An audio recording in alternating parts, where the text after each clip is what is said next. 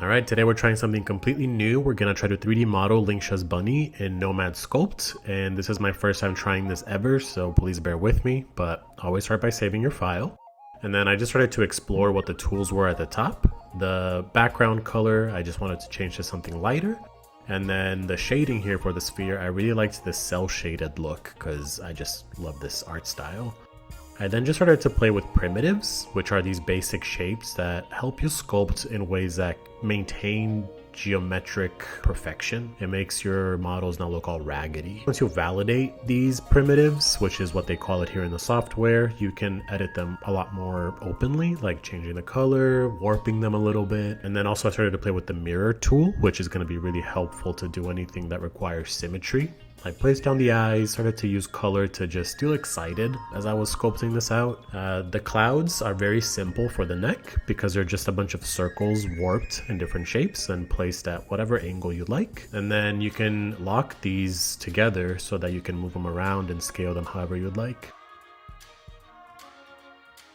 Then using the tube feature and messing with the radius, little anchor points that you see here, you can get the ears pretty quickly along with the mirror feature.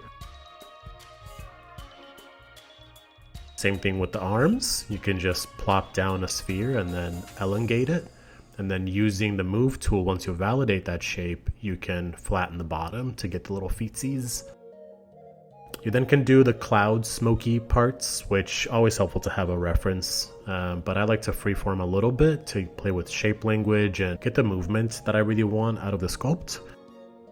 And here you can see I'm making the right and the left side. So for this left side, I wanted to go with a little bit more inward movement since the tail is very long.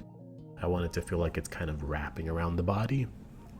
And then for the tail itself, we're going to use the same feature with the tube. We're going to position it into place with the, I think that's called the gizmo tool.